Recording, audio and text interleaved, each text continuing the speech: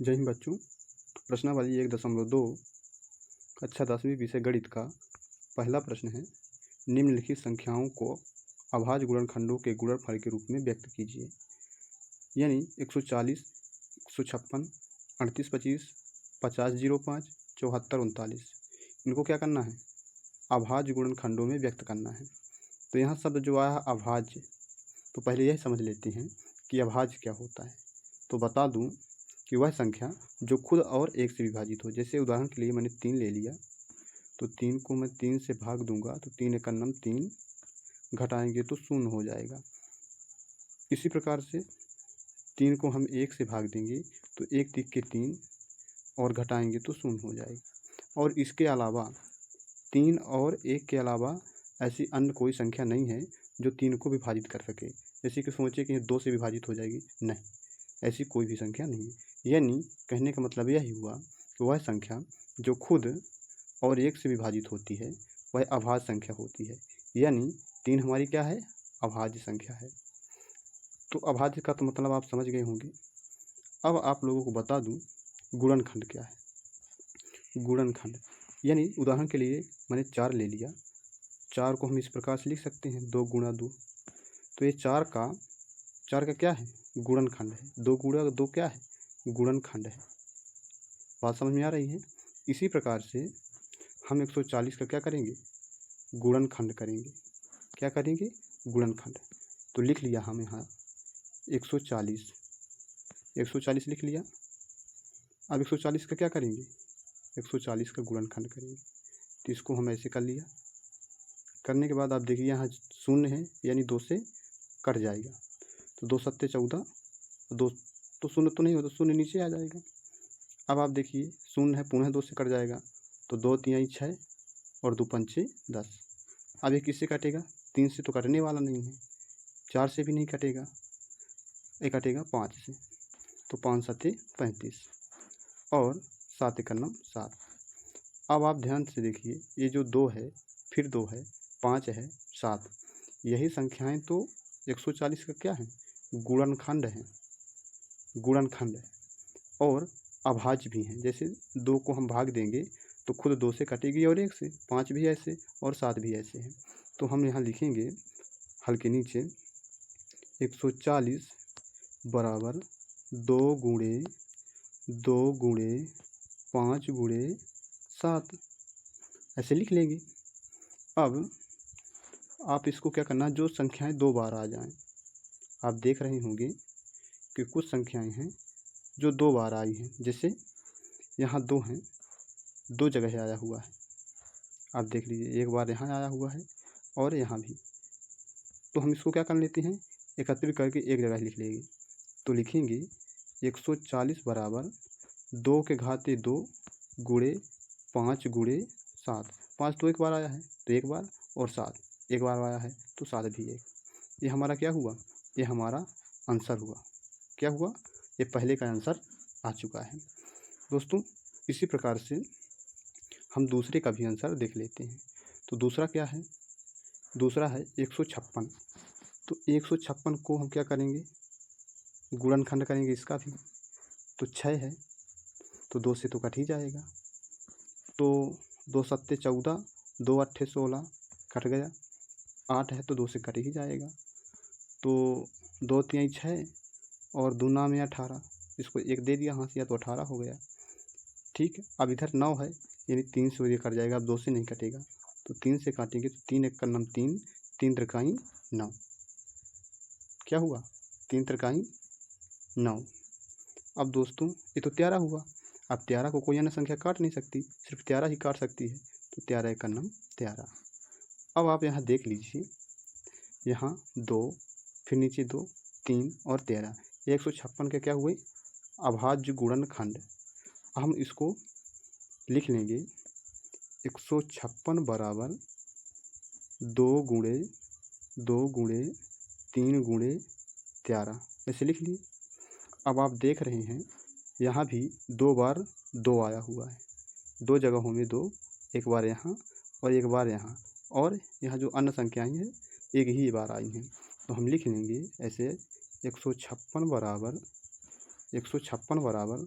2 के घाते 2 गुणे 3 गुणे 13। 2 के घाते 2 गुणे 3 गुणे 13। ये हमारा क्या हुआ, ये दूसरे का आंसर आ गया, यानी 156 का अभाज्य गुणनखंड वाला आंसर आ गया। अब आप इसको नोट कर सकते हैं या स्क्रीनशॉट ले सकते हैं। समझ में आ रही बात। अब तीसरा प्रश्न क्या है, तीसरा प्रश्न है 38-25। 38-25 का हम क्या करेंगे, गुणनखंड करेंगे। तो 38-25 इसका गुणनखंड कर लेते हैं। तो अब लास्ट में ही देखिए कितना है, 5। तो ये 2 से तो कटने वाला नहीं है। चलिए मैं 3 से कोशिश करता हूँ। तो 3 एकन्नम 3, 3 दूनी 6, तो 6 हुआ। तो 8 2 बच गया, तो 3 7 21 और 22 हुआ, तो ये 15 हो गया। तो 3 5 15। ठीक है बच्चों, ये हो गया। अब 3 का गुणा करेंगे, 3 से फिर भाग देंगे इसको, 5 है ना लास्ट में, तो करेंगे। तो 3 चौक 12, 3 दूनी 6 और एक हाशिया दे दिया, 3 5 15। कोई बात नहीं, कट रहा है अभी। अब 3 से कोशिश करेंगे। तो 3 एकन्नम 3, 3 चौक 12, नहीं कट रहा है। ये क्या हुआ, नहीं कट रहा है। इसको हम क्या करेंगे, अब हम इसको 5 से भाग देंगे। 4 से तो कटने वाला नहीं है, तो 5 से भाग देंगे। तो 5 8 40 और 5 25। ठीक है, कोई बात नहीं। अब 5 से पुनः भाग देंगे। तो 5 एकन्नम 5 और 5 7 35। क्योंकि ये 5 हुआ तो 3 हाशिया दे दिया, तो 35 हो गया। अब 17 तो स्वयं 17 से ही कटने वाला है, अन्य संख्या नहीं काट पाएगी। ये हो गया। अब हम इसको अब देख रहे हैं यहाँ संख्याएं की 3 3 5 5 और 17 ऐसे आई हुई हैं। ये कितना 38-25 का क्या है, अभाज्य गुणनखंड है। तो हम लिख लेंगे 38-25 बराबर 3 गुणे 3 गुणे 5 गुणे 5 गुणे 17। ठीक है बच्चों, इसको लिखने के बाद अब आप एक चीज़ और देखिए, यहाँ आप लोगों को दिख रहा है 3 2 बार आया हुआ है, 5 भी 2 बार आया हुआ है, 17 1 बार आया हुआ है। तो इसको हम सजा के लिख देंगे 38-25 बराबर 3 के घाते, ये 2 बार आया हुआ है, तो ये 2 हुआ, गुणे 5 भी 2 बार हुआ, तो ये 2 बार हो गया, गुणे 17। ये क्या हुआ, ये हमारे तीसरा का आंसर आ गया। किसका आ गया, तीसरा का आंसर आ गया। ठीक है, समझ में आ रहा है। अब चौथा फिर देखते हैं, चौथा क्या है। तो बच्चों सबसे पहले आपको सवाल समझना है, प्रश्न समझना है, फिर उसके बाद सवाल में डायरेक्टली आना चाहिए। तो चौथा प्रश्न है 50-0-5। इसको हम अब क्या करेंगे, क्या करेंगे आप ही लोग बताइए, गुणनखंड करेंगे।